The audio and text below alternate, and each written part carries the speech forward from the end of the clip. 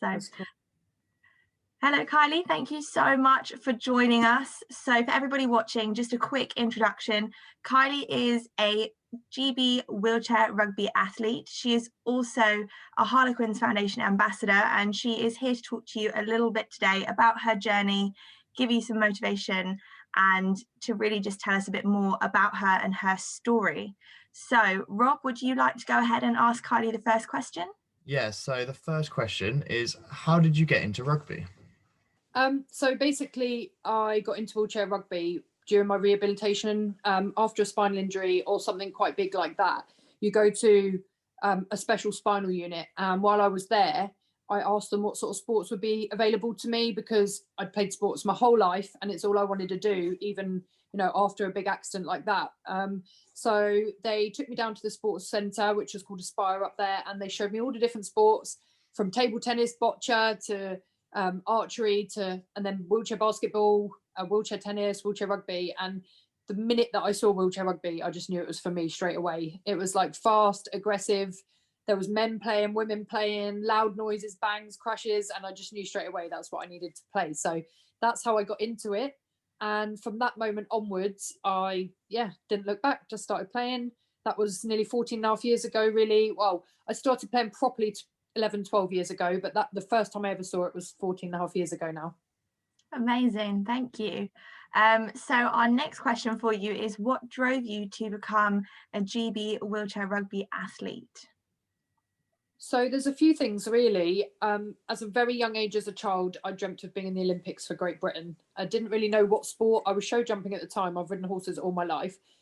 So I thought it would be in that discipline, to be honest. But whether I did, athletics, I even enjoyed hockey. There was so much I used to play. But I always said to everyone, I'm going to be in the Olympics one day and I'm going to represent Great Britain. It was like a childhood dream. And then basically I had a bit of a dream when I was 13, like an actual dream, where I was swimming and I won a gold medal and I was in the Paralympic Games. And from that moment onwards, as an able-bodied 13-year-old, dreaming you were going to be representing Great Britain in the Paralympics rather than the Olympics was a little bit strange. I was like, well, what? Like, why has this happened? I didn't really understand it. And then fast forward 5 years, I had my accident and I was like, it all makes sense now. Everything makes sense. My whole life makes sense. And I started getting all these signs that I was, doing the right thing, doing what I was meant to be doing. And I decided that I needed to go for it. I needed to give it everything I had in training and try and make the GB team, which I did for London 2012. That was my first Paralympic Games.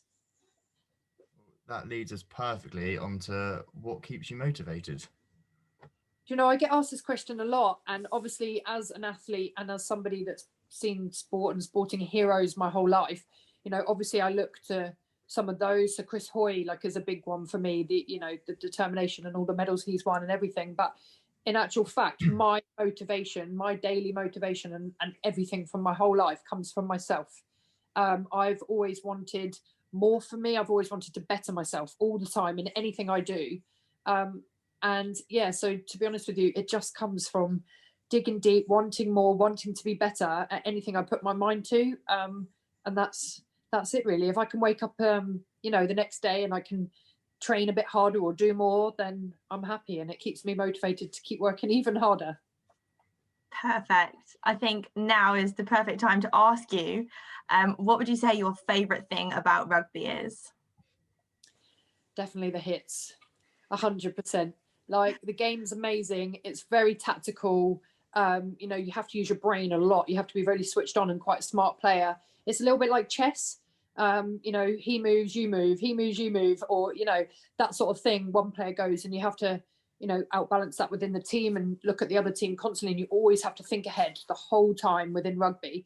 But definitely the most enjoyment just comes from smashing chairs against each other, and the smell, like, they're made from aircraft aluminium and titanium, and the smell when they smash together, it's like, wow, that smells funky. And just the sound and being with the boys. It's very male dominated, but it's also inclusive. It's men and women playing together, which is incredible. You don't get that in many sports at all. So I enjoy that element as well, that the teammates is men and female. But definitely the hits is my favorite thing. That sounds great. So you talked about what keeps you motivated, it's like come from within. So how do you overcome any obstacles that you may encounter? You know, every obstacle in my life, whether it be something small, something bigger, or even my spinal injury, which is completely and utterly life changing, anything I treat exactly the same way. If I'm having a stressful week and, you know, bills are getting on top of me, car problems, anything that happens, a leak in the house, I treat it exactly the same. Every obstacle in my life I take on as a challenge. It's the way that I've always dealt with it. It's the way that I get through it. And I'm like, oh, right, how am I going to fix this? What am I going to do? Think outside the box, think positively, not negatively about the situation. I'm like, yeah, I've got a leak, but oh, I'll get it sorted. You know, my spinal injury, right? What small steps can I do to get myself where I want to be? How can I learn to dress myself again, brush my hair, brush my teeth? Then the bigger picture. It's the same with lockdown. I did it with lockdown last year. We got told the Paralympics was going to be cancelled and or postponed. We didn't really know either way. And you know that for an athlete, that's a whole 4-year cycle that's basically disrupted or changed. And I was like, right, I can either dwell on this again or I do exactly what I did when I had my injury, which is small goals. So I did exactly the same thing. I got a routine going. I got, you know, up at 7 every day, made myself a cup of tea, sorted my dogs out. And then I was like, right, I've got training. And then what am I going to do around training? And I set myself small targets and challenges. And then they went to bigger ones and then marathon challenges on top of my training and podcast coursework and anything that I could do to better myself, to challenge myself is basically how I tackle obstacles in any situation in life. That's amazing. And then leading on from that, I think it works quite nicely. What are specifically your own personal goals for this year, for 2021? So on a personal level, outside of sport, I'm working on a lot at the minute with my motivational speaking, public speaking, my website, all those things. So I set it all up last year because I was like, do you know what? This is a great time for me to get doing all of this, where you don't have to constantly think about rugby and training.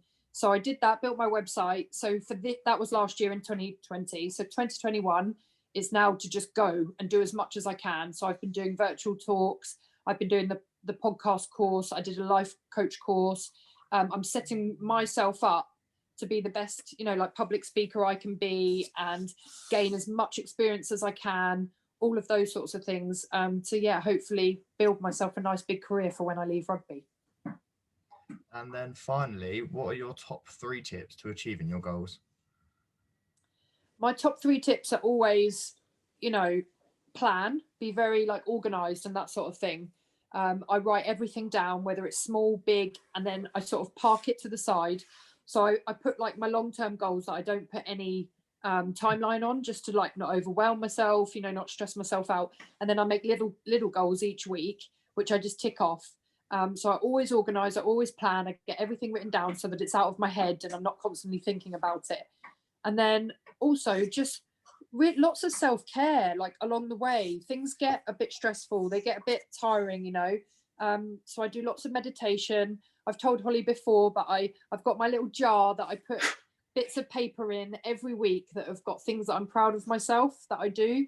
And every time I achieve something new, I tick it off in my little jar. And then in about 6 months' time, I read it back to myself and I realize how far I've come and how well I'm doing. And then thirdly, I think just talk and be open to anybody around you, your friends, your family, you know, like if just, yeah, always talk, communicate, whatever you're feeling, happy, sad, emotional, just express it and let it all out. That's what I do as I go along my journey. That's absolutely amazing. Thank you so much, Kylie. That's definitely given me something to think about, and I'm sure everyone watching this will be thinking exactly the same. You are an incredible person and such an inspiration, and we love having you as one of our ambassadors, and we know that you're just going to keep moving forward and smashing your goals this year. So thank you everyone for watching, and we will see you soon.